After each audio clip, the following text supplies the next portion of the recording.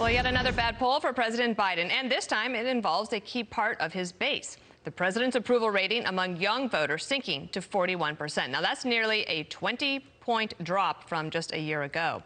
Kellyanne Conway is a former senior advisor to President Trump and now Republican pollster. Mark Penn, former Clinton pollster and advisor, and my favorite duo on this topic. All right, Mark, let me ask you something. When you look at this, voters aged 18 to 29, this is in the 2020 election, was 61 for Biden and 36 for Trump.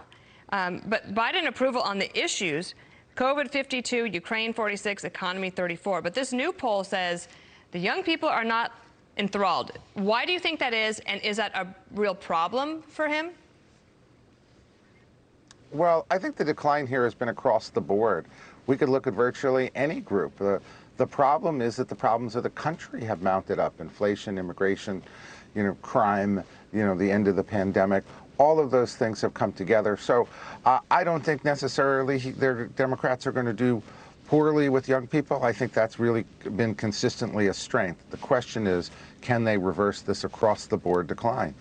And you wrote about this yesterday in the Fear Index. Kellyanne, I'm going to read you a little bit about what Mark said yesterday in an op-ed, that American voters haven't been afraid like this in a long time.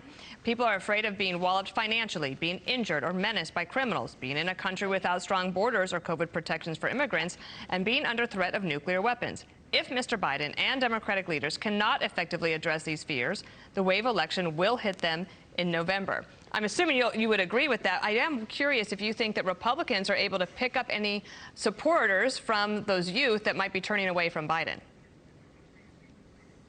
Dana, Republicans can pick up many of these alienated voters, particularly suburban women, independents, and young people, if they do have that policy prescription as their message.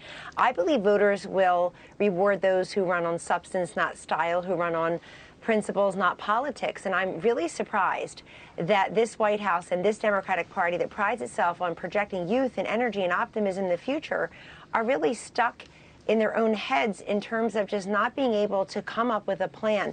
You know what's really fascinating to me? First of all, Mark Penn's op-ed was spectacular because he really is saying it's not just anger, it's angst. It's not just frustration, it's now fear. And fear is a big motivator for people. But when you look at young people, this is life interrupted for them. It started with these COVID lockdowns on their campuses and classrooms and in their places of work. But now they are telling pollsters like us they can't get on with buying their first home, with getting out of debt, with saving any kind of money or investing.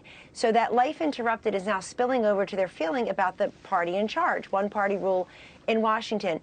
President Obama in 2008, when he got elected, he won 66% of the youth vote. It went down to 60% in his reelect. Joe Biden is now, you see the approval ratings. Gallup said 32% approval among young people just last year. This is a problem for him because I think that other Democratic presidents like Clinton and Obama were able to cash in on their goodwill.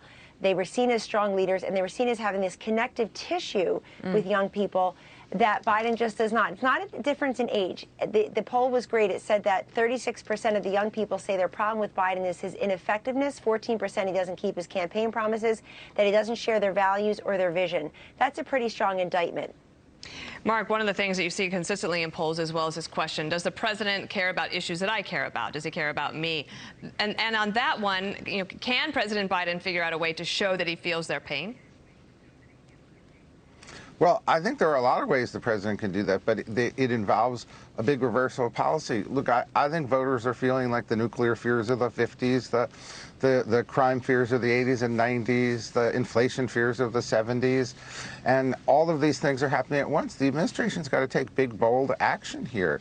It's got to reverse the energy policy. It's got to find real compromises the way we did in the 90s. If the administration doesn't act big, it can't take on these big issues. Look, every president wants to do a particular job, but that job gets changed by the real circumstances, as you well know, after 9/11 happened with Bush. Look, these big problems happened here for Biden. He's got to address them in big ways. Well, this week they're going to be on the Hill saying that they demand that Build Back Better gets passed. So we'll see how that goes.